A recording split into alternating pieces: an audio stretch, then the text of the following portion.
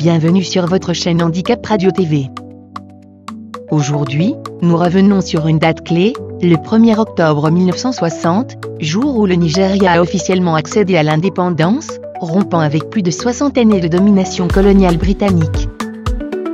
Ce moment historique n'est pas seulement l'acte de naissance d'une nation moderne, il incarne aussi le symbole d'un continent africain en pleine émancipation, porté par le souffle des luttes de décolonisation qui marquaient la seconde moitié du XXe siècle. Le Nigeria, territoire immense peuplé alors de plus de 45 millions d'habitants, était considéré comme la colonie la plus riche de l'Empire britannique en Afrique. L'économie reposait sur l'exportation de produits agricoles tels que le cacao, l'arachide ou encore l'huile de palme, tandis que le sous-sol regorgeait de ressources naturelles. Cette richesse attisait les convoitises et justifiait, aux yeux de Londres, le maintien d'un contrôle strict. Mais la pression politique, sociale et culturelle de la population nigériane allait devenir irrésistible. Les années 1940 et 1950 voient naître et grandir un mouvement nationaliste puissant, porté par des figures comme Nnamdi Azikiwe, Obafemi Awolowo ou encore Ahmadu Bello. Ces leaders, issus de régions et d'ethnies différentes, Igbo, Yoruba, Hausa Fulani, vont incarner le désir d'autonomie et de dignité.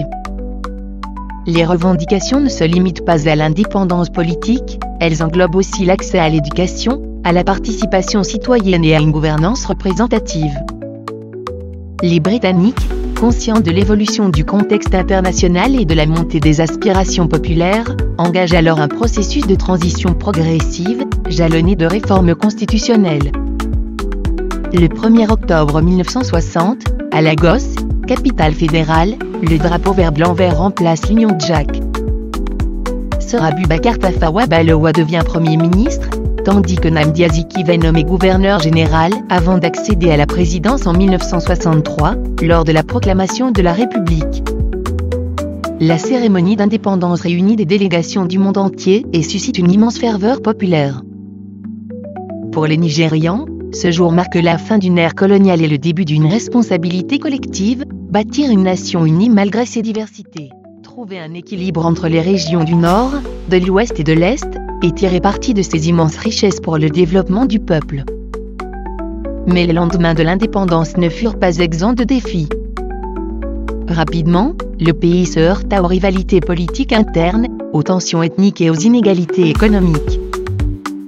Le rêve d'unité s'est trouvé fragilisé par des coups d'État militaires et, quelques années plus tard, par la guerre du Biafra qui déchira le pays de 1967 à 1970.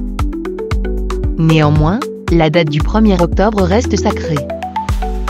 Chaque année, elle est célébrée comme la fête nationale, rappelant aux Nigérians que malgré les épreuves, la souveraineté reste un acquis fondamental. L'indépendance du Nigeria a aussi un écho continental. Elle inspirera d'autres mouvements africains, confortant la dynamique de libération des peuples face aux colonisations européennes. Dans les rues de Lagos ce jour-là, la liesse populaire s'inscrivait dans un contexte mondial où l'Afrique s'affirmait enfin comme actrice de son propre destin.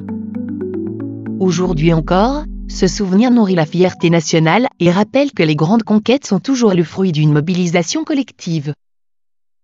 Vous étiez à l'écoute de Handicap Radio TV. Merci de votre fidélité, abonnez-vous et activez la cloche pour ne rien manquer de nos prochains récits historiques et d'actualité.